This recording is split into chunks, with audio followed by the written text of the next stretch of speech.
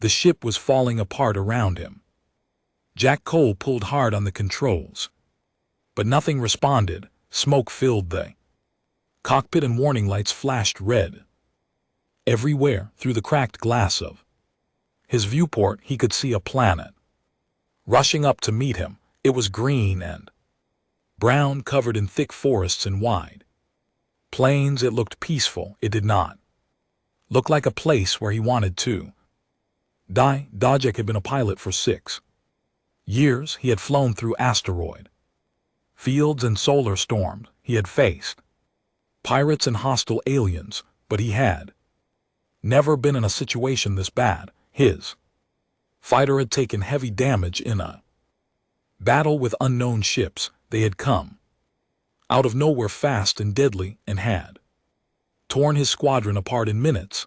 Jack was the only one who had escaped, and even that escape was turning into a death sentence. The ground came closer.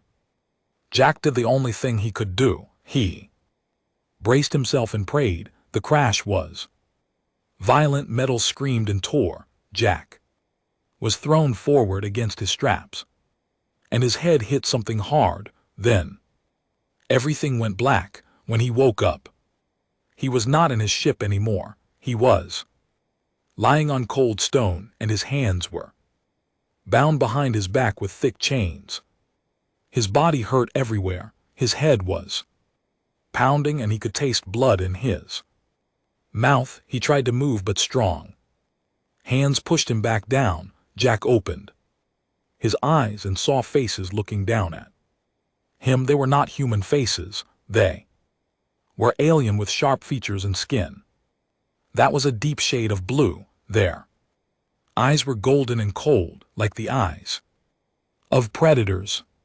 They wore armor made of black metal, and they carried weapons that looked like curved swords. One of them spoke in a language Jack did not understand. The voice was harsh and deep. Another one laughed. Then they pulled Jack to his feet and dragged him forward. They took him through long hallways made of dark stone. Torches burned on the walls, casting orange light and deep shadows. Jack saw more of the blue-skinned aliens everywhere.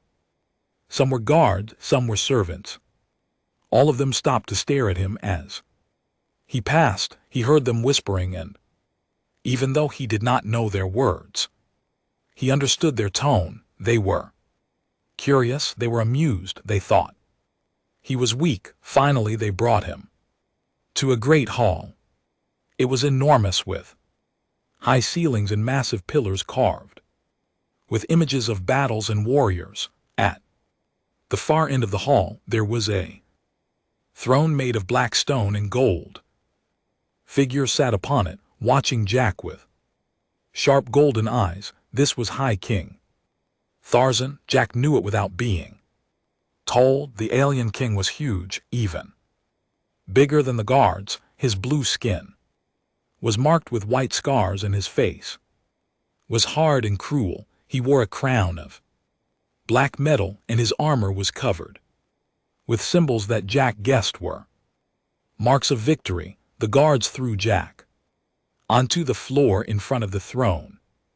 Jack hit the stone hard and grunted in pain. He heard laughter from the crowd that had gathered to watch. The king spoke, and his voice echoed through the hall.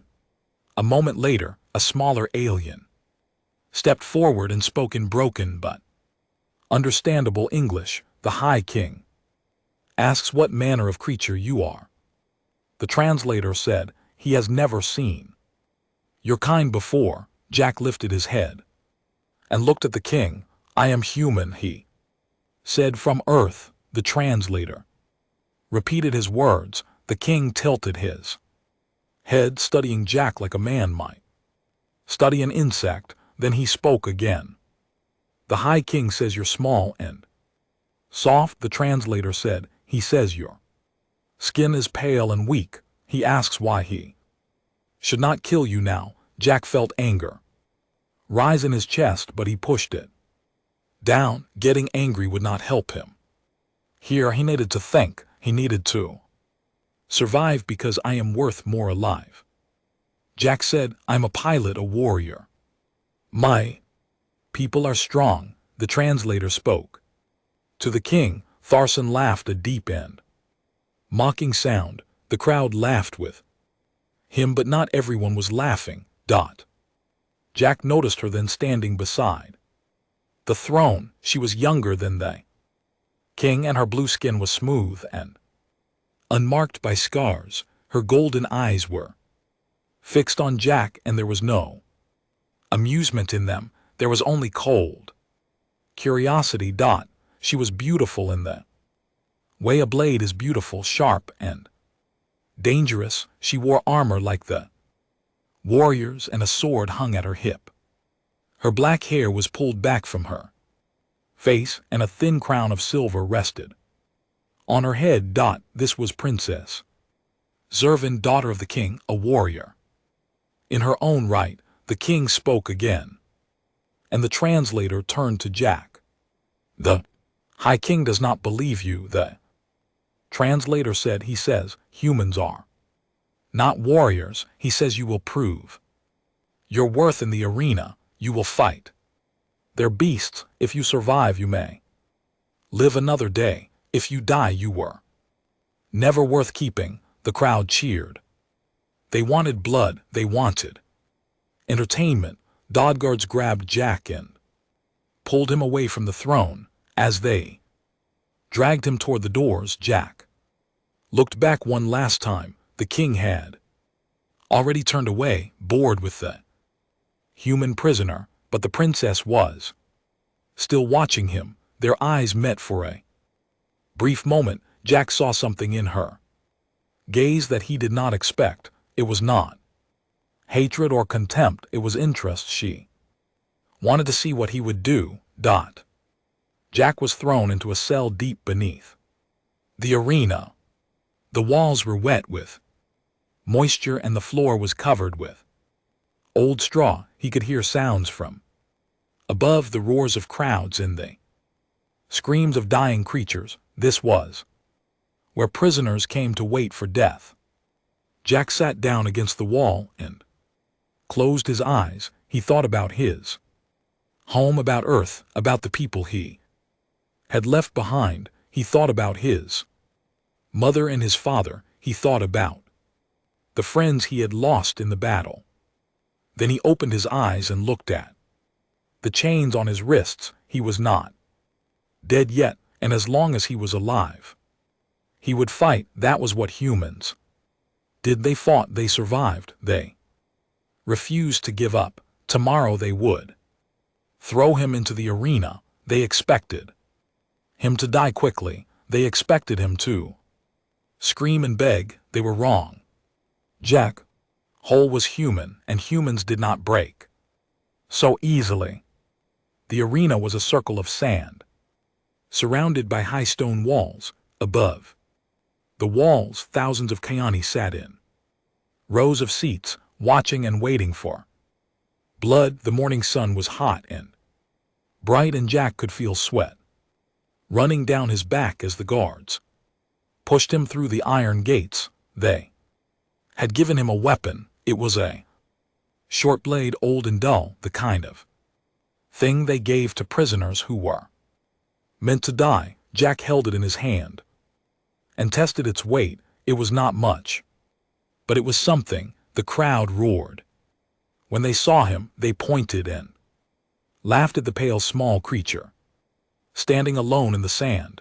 Jack ignored them. He looked around the arena, studying the walls, the gates, the sand beneath his feet.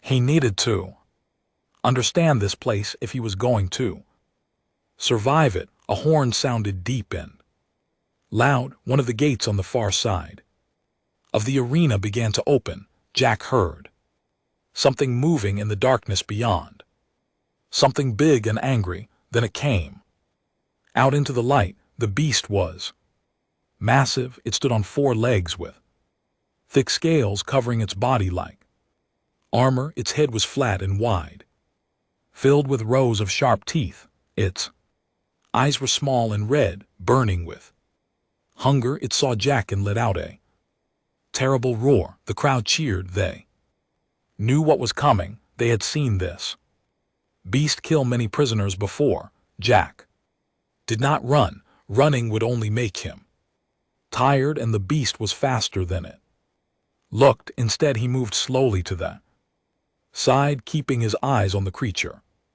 He watched how it moved, how it turned, how prepared to attack. The beast charged. It was incredibly fast, crossing the arena in seconds. Jack waited until the last moment, then threw himself to the side. The beast rushed past him, its claws tearing through the air where he had been standing. Jack rolled and came up on his feet, grieving hard. The crowd went quiet for a moment. They had not expected him to survive the first attack. The beast turned and charged again. This time Jack was ready. He dodged to the side once more. But as the creature passed, he swung his blade at its leg. The dull edge barely cut through the scales, but it was enough to make the beast stumble. It roared in anger and pain. Jack kept moving. He could not kill this thing with strength. He was too small and his weapon was too weak, but he could be faster. He could be smarter. He could wear it down. Thought the fight went on for a long time. Jack dodged and struck over and over again. The beast grew more and more frustrated. Its attacks became wild and careless. Jack used that against it, leading it into the walls, making it waste its energy. Finally, the beast made a mistake. It lunged at Jack with its mouth open wide, trying to bite him in half. Jack dropped to the ground and rolled under the creature's body. Then he drove his blade up into its soft belly, pushing with all his strength. The beast screamed. It thrashed and kicked, but Jack held on. He twisted the blade and pulled it across, opening a deep wound. Blood poured out onto the sand, hot and dark. The beast fell. It twitched for a few moments, then went still. Jack stood over the dead creature, covered in blood that was not his own. He was breathing hard, and his arms were shaking with exhaustion, but he was alive. The arena was silent. No one was laughing now. The Kaivani stared at the human who had done what no soft creature was supposed to do. He had killed one of their beasts. Then someone began to clap. It was slow at first, then faster. Others joined in. Soon the entire arena was filled with the sound of applause. The Kaivani did not cheer for mercy. They cheered for victory, and the human had won. Jack was taken back to his cell. He collapsed onto the floor and slept for hours. The next day, they sent him back to the arena. This time he faced two beasts. He killed them both. The day after that, there were 3. Jack survived, though he took wounds that would have killed most beings. His arm was slashed open and his ribs were cracked, but he refused to fall. He refused to die. By the 5th day, the whispers had spread through the entire kingdom. The soft creature from the unknown world was still alive. He had killed 7 beasts. He fought like something they had never seen before. He took terrible punishment and kept standing. He adapted to every challenge they threw at him. The Kaivani did not understand. Their warriors were strong and proud, but when they were beaten, they stayed down. This human was different. No matter how badly he was hurt, he got back up. It was as if he did not know how to quit. Princess Zervan watched every fight from her seat beside her father. She said nothing, but her golden eyes followed Jack's every move. She had seen countless warriors die in this arena. She had never seen anything like this human. On the night After his fifth victory, Zervan did something she had never done before. She left the palace alone and went down to the cells beneath the arena. The guards let her pass without question. She was the princess. No one would dare stop her. She found Jack sitting against the wall of his cell. His wounds had been treated, but he still looked terrible. His face was bruised and swollen. His body was covered with cuts and bandages, but his eyes were clear and alert when he looked up at her. Zerrin stood outside the bars and studied him in silence. Jack studied her back. "Why do you keep fighting?" she asked. Her English was better than the translators she had been learning. Jack thought about the question. "Because I am not dead yet," he said. "That is not an answer. It is the only answer that matters." Zerrin tilted her head. "My people think you are weak," she said. "They think humans are soft and fragile, but you do not break." "Why?" Jack smiled, though it hurt his split lip. "Humans are not the strongest," he said. "We are not the fastest. We are not the biggest, but we do not give up. That is what makes us dangerous." Zervan was silent for a long moment. She looked at this strange creature, this being from a world she had never heard of, and she felt something she had not felt in a long time. She felt respect. "Tomorrow you will face the champion of the arena," she said. "He is called Drathkin. He is my betrothed. He has never been defeated."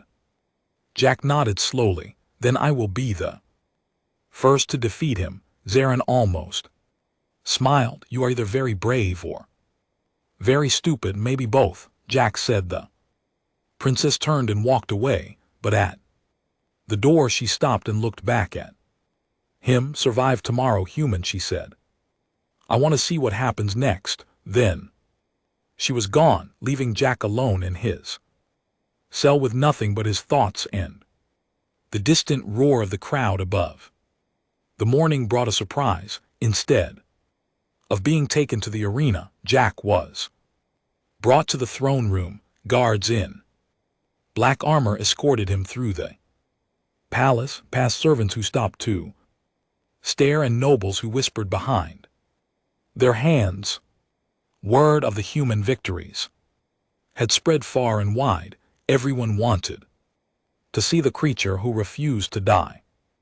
High King Tharson sat on his throne, looking down at Jack with a mixture of annoyance and curiosity. The human had become a problem. He was supposed to die quickly and be forgotten. Instead, he had become famous. The common people were talking about him. Some were even starting to admire him. This could not be allowed to continue.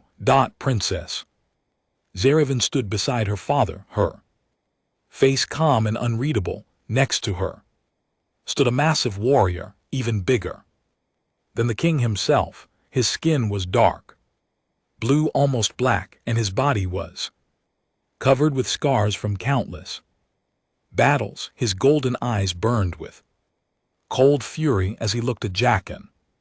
This was Drathkin, the champion of the arena, the deadliest warrior in the kingdom, the man who was promised to marry the princess. The king spoke and the translator stepped forward. "The High King grows tired of this game," the translator said. "You have survived longer than any prisoner before you. This has been entertaining, but all entertainment must end." Jack said nothing. He stood straight despite his injuries and waited. "Tomorrow you face Drathkin in single combat," the translator continued. "He has killed over 300 opponents in the arena. He has never lost. When he kills you, this foolishness will be over." Drathkin smiled at Jack. It was not a friendly smile. It was the smile of a predator looking at its prey. "But the High King is generous," the translator said. "He wishes to make this final fight more interesting. If you somehow manage to defeat Drathkin, you will be granted your freedom. A murmur went through the crowd of nobles who had gathered to watch. Freedom for a prisoner was rare. It was almost unheard of. The king raised his hand for silence, then he smiled, a cruel and mocking expression. And there is more, the translator said. If you defeat Drathkin, you will also win his prize. You will win the princess Zervin herself. The throne room erupted in noise. Nobles shouted in outrage. Guards shifted uncomfortably. Zervin's face went pale, then red with anger. She turned to her father and spoke quickly. In their language, a voice sharp and furious. The king silenced her with a wave of his hand. He was enjoying this. He knew Drathkin would win. He knew the human would die. This was just his way of humiliating his stubborn daughter. Before her wedding, she had been defiant. Lately, questioning his decisions, showing too much independence. This would remind her of her place. Jack looked at Zervin. He could see the fury in her eyes, the shame of being treated like a trophy instead of a person. He understood that feeling. He had felt it himself when they first threw him in chains. Drath stepped forward and spoke in broken English. You will die slowly, human, he said. I will break every bone in your body. Before I kill you, then I will take my princess and forget you ever existed. Jack met his gaze without flinching. We will see. The guards took Jack away back to his cell beneath the arena. But this time the walk felt different. Prisoners in the other cells watched him pass. They knew what was coming. They knew he was going to face Drathkin. None of them expected him to survive. Jack sat in his cell and thought about everything that had happened. He thought about his chances against a warrior who had never been defeated. They were not good. Drathkin was bigger, stronger, faster, and more experienced. In a fair fight, Jack would lose, but Jack had never believed in fair fights. Humans did not survive by fighting fair. They survived by being clever, by adapting, by finding weaknesses that others missed. That was what Jack needed to do. Now he thought about the Kayani warriors. He had observed they were powerful and skilled, but they fought in predictable patterns. They relied on their strength and their armor. They expected their opponents to fight the same way. When Jack did something unexpected, they were slow to adapt. He thought about Drathkin. Specifically, the champion was confident, maybe too confident. He had never faced a human before. He did not know what humans were capable of. Jack smiled to himself. It was not much of a plan, but it was something. Hours passed. The sun began to set, painting the sky orange and red through the small window of Jack's cell. He was almost asleep when he heard footsteps approaching. It was Zerevin. She stood outside his cell just as she had the night before, but this time her expression was different. There was no curiosity in her eyes now. There was determination. I came to apologize, she said. What my father did was wrong. You should not have to fight for a prize like me. Jack stood up and walked to the bars. It was not your fault. It does not matter whose fault it was. I'm still ashamed. She paused, looking at him with those golden eyes. I do not want to marry Drathkin. He's cruel and proud. He cares nothing for me. To him, I am just another trophy. Then why are you marrying him? Because my father commands it. Because it is tradition. Because I have no choice. Her voice was bitter. That is what my life has always been. No choice. No freedom. I'm a princess, but I'm not free. Jack understood. He had seen the same thing on Earth in different forms.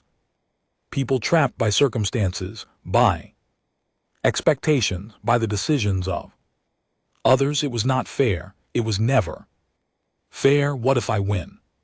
He asked. Zervan looked at him in surprise. You cannot win. Drathkin is the greatest warrior we have ever known. That does not answer my question. What if I win? She was silent for a long moment, then something changed in her face. The shame and anger faded, replaced by something else. Hope.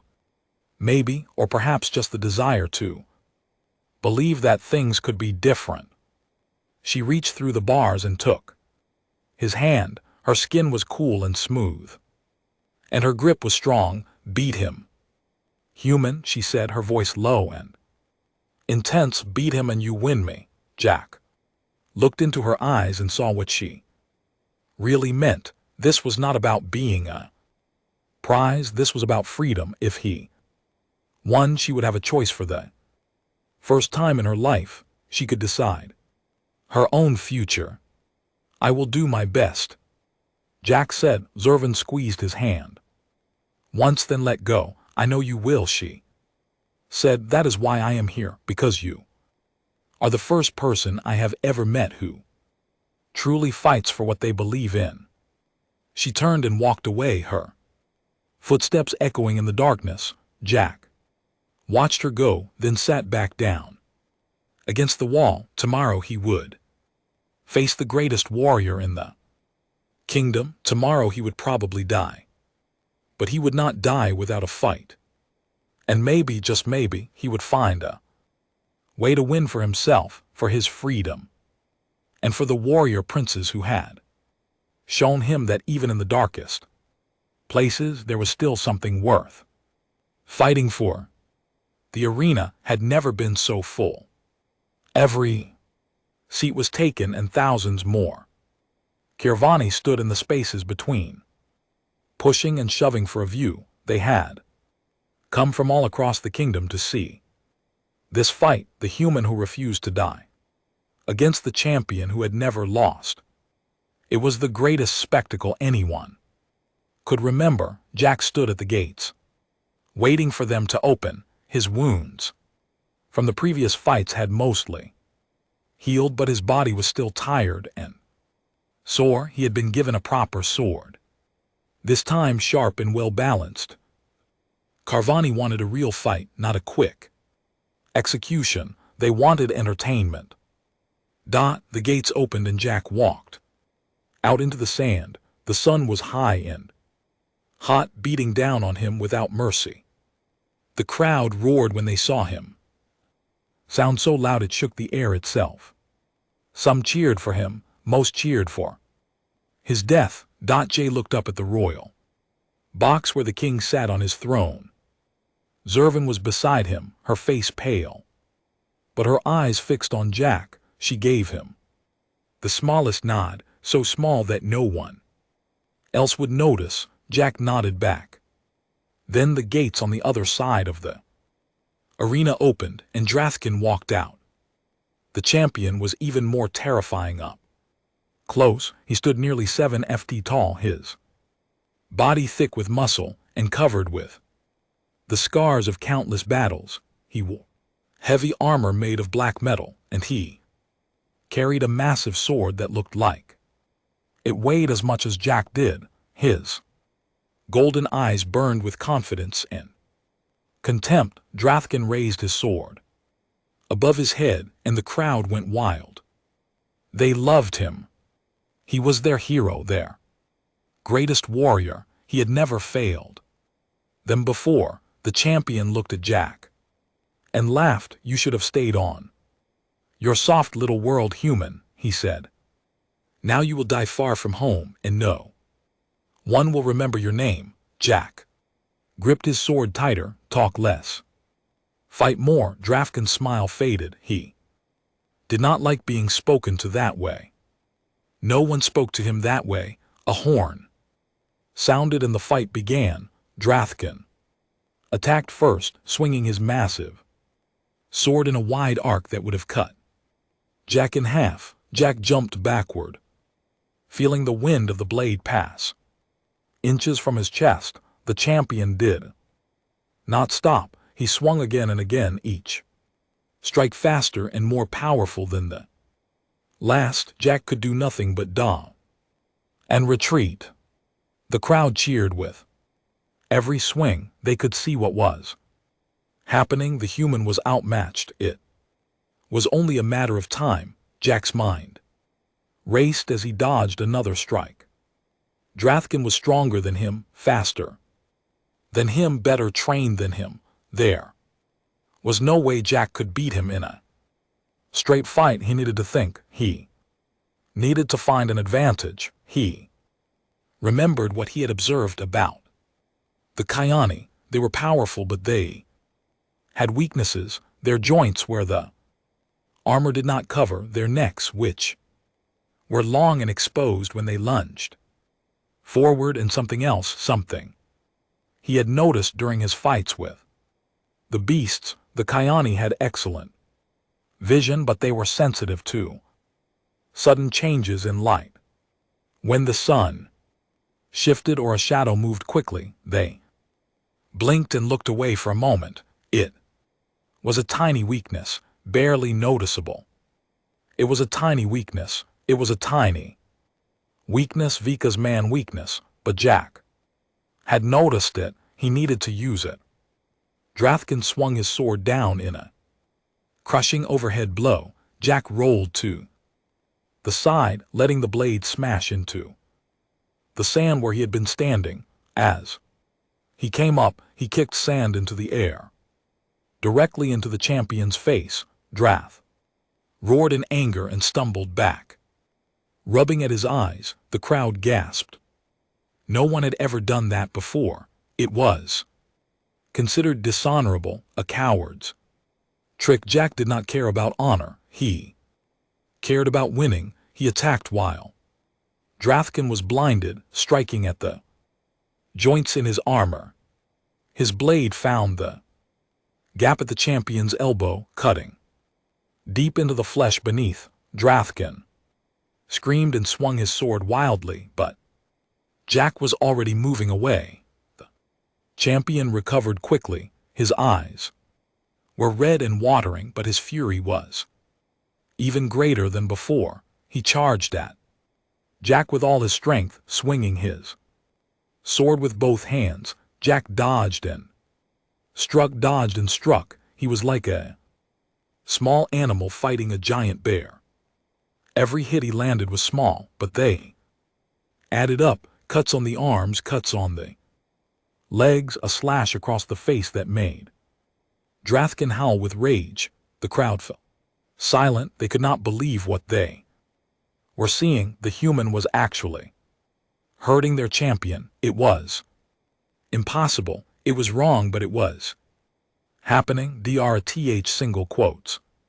Kong grew desperate. His attacks became wild and uncontrolled. He was losing blood from a dozen wounds, and his movements were getting slower, but he was still dangerous. One good hit would end the fight. Jack was tired too. His arms burned with exhaustion, and his lungs felt like they were on fire. He had taken several glancing blows, and his side was bleeding where Drathkin's sword had caught him. He could not keep this up much longer. He needed to end it. Now, Drathkin raised his sword for one final devastating strike. He put all his remaining strength into it, determined to crush the human once and for all. Jag saw his chance. Instead of dodging away, he ran forward directly at the champion. Drathkin's eyes widened in surprise. He had not expected that.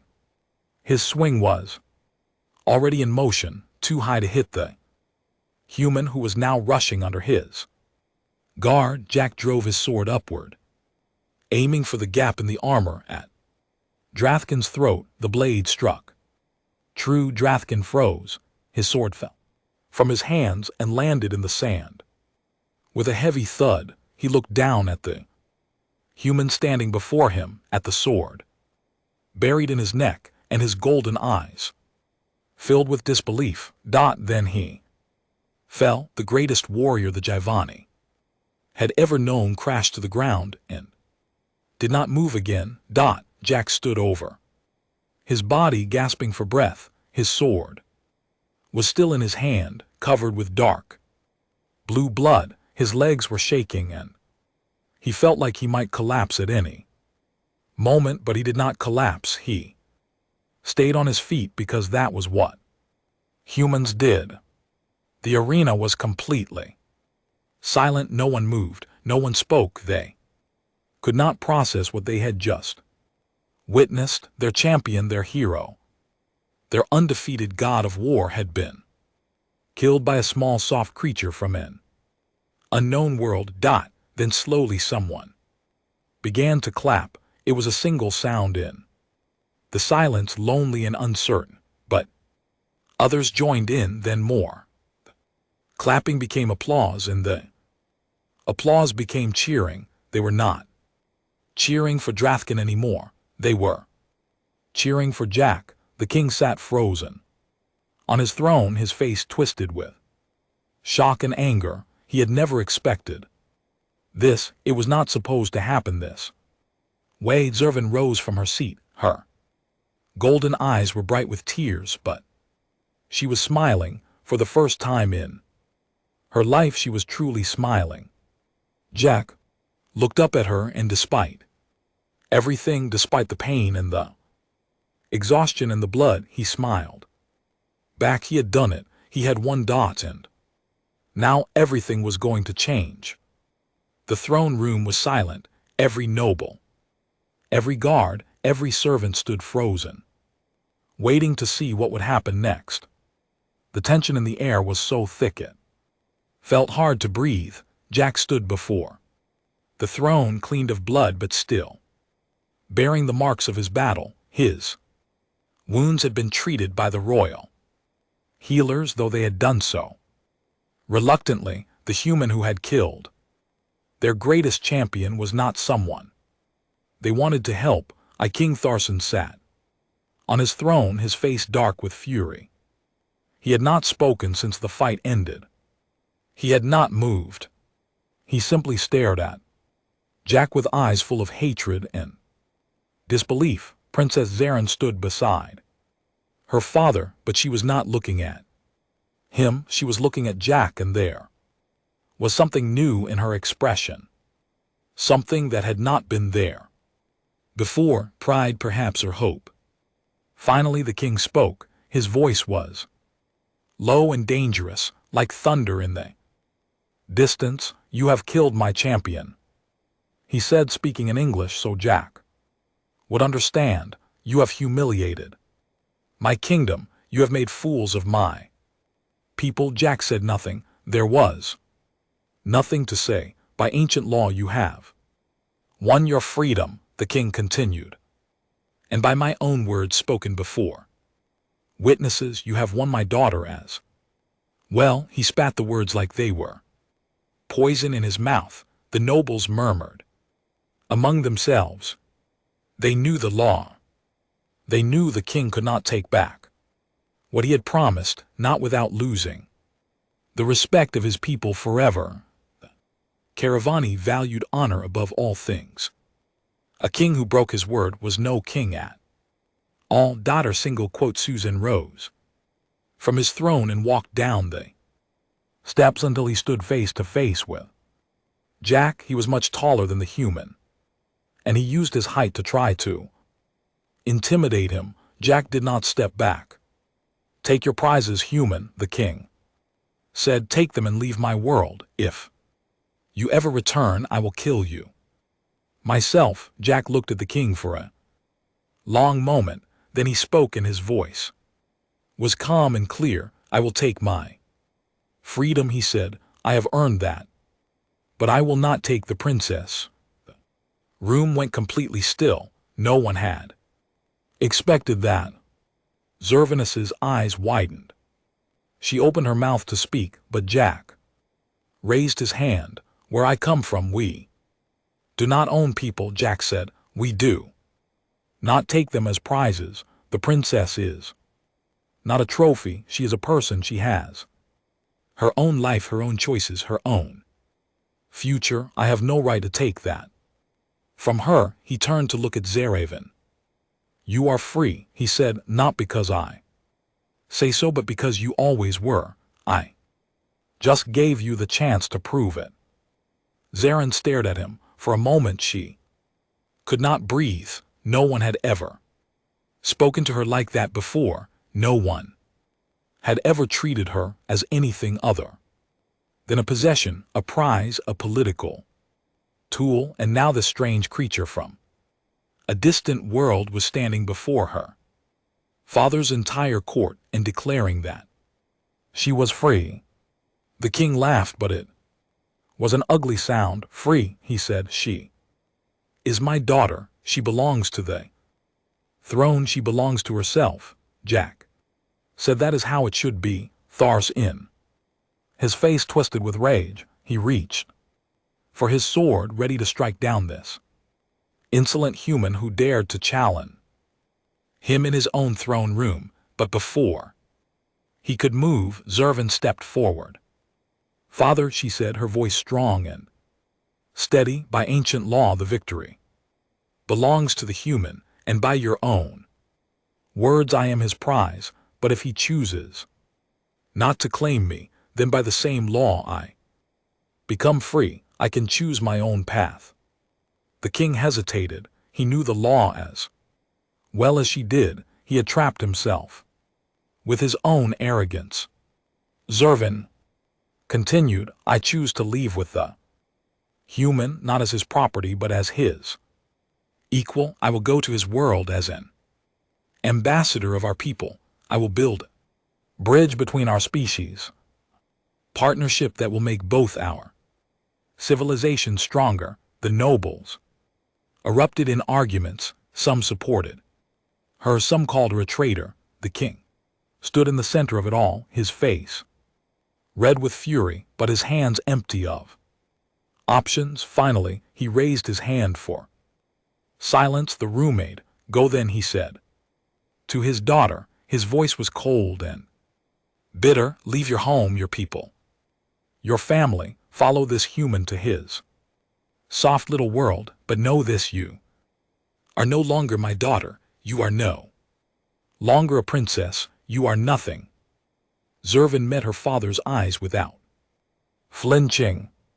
I was never anything to you, she said, just another prize to be given away. At least now I can be something to myself. She turned and walked to Jack's side. Together they faced the throne one last time. Humans are not weak, Jack said. We are not soft. We are survivors. We adapt. We endure. We never give up, and we do not break those who stand with us. He looked at Zervan and smiled. Your daughter is not losing her kingdom. She's gaining a galaxy. Our people will welcome her, and one day the Kayani will understand what they lost.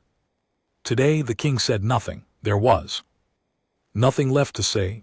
Jack and Zeren walked out of the throne room together, past the guards who stepped aside, past the nobles who stared, past the servants who whispered. They walked through the palace, through the streets of the capital, all the way to the landing field where a ship was waiting. It was a Kaivani transport given to them reluctantly as part of the terms of Jack's freedom. It was not much, but it would get them to the edge of the system, where Jack could send the signal to Earth. As they boarded the ship, Zur even paused at the door. She looked back at her world, at the kingdom she had known all her life, at the home she was leaving behind forever. Do you regret it? Jack asked. Zeren thought about the question, then she shook her head. No, she said, for the first time in my life I am making my own choice. How can I regret that? Jack nodded. He understood. They entered the ship together and closed the door behind them.